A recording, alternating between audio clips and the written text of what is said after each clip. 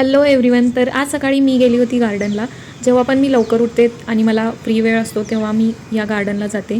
हे गार्डन खूपच सुंदर आहे, त्यामुळे मग मला व्लॉग बनवण्याचा मोह आवरला नाही आणि मग मी मिनी व्लॉग बनवायला घेतला.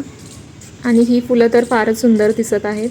आजूबाजूला खूप साऱ्या गोष्टी घडत आहेत. पक्ष्यांचा किलबिलाट आहे आणि लहान मुलांचाही किलबिलाट आहे, कारण की इकडे प्लेग्राऊंड असल्यामुळे लहान मुले इकडे खेळत आहेत. इकडे एक फुलपाखरू आपल्या ब्रेकफास्टच्या शोधात या फुलांवरून त्या फुलावर बसत आहे.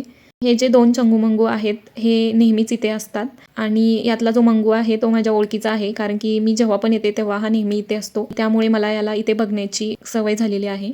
मी यावरून मला एक गोष्ट जाणवली, ती म्हणजे आमच्या कोल्हापूर येथील नान्नी गावातील जी माधुरी नावाची हत्तीणी होती, ती तर त्या गावामध्ये 30 वर्षांच्यापेक्षा जास्त त्या गावामध्ये राहत होती. तर त्या लोकांना कसं वाटत असेल. पण कोल्हापूरकरांनी हार मानलेली नाही आणि तिला परत आणण्यासाठी त्यांचे प्रयत्न चालू आहेत आणि त्या प्रयत्नांना नक्कीच यश येणार आहे.